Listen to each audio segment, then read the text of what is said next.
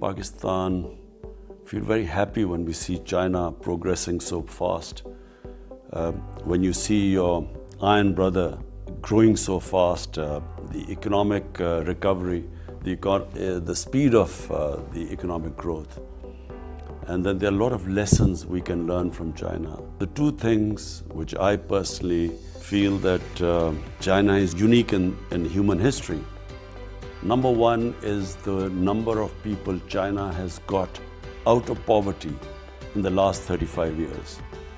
It's never been done in human history.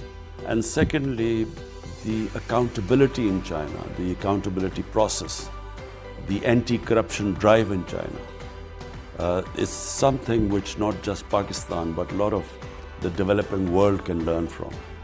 When the cases started growing in Pakistan, we asked China for help, and China sent its experts, its doctors came here, and then we got supplies from China, important supplies in the beginning. If China had not helped us, I don't think we would have dealt with it as well as we did.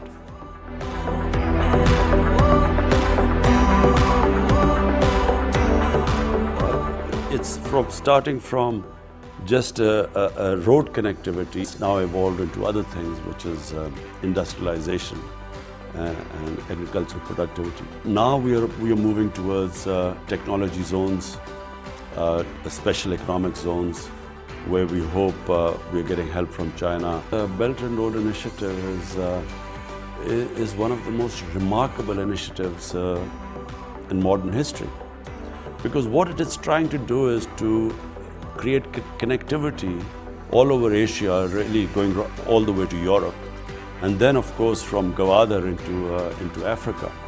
So it is it is something which will completely change the world in the coming years. It is a very far-sighted initiative. I hope that our friendship, China and Pakistan friendship, grows stronger and stronger. The Iron Brothers relationship gets firmer.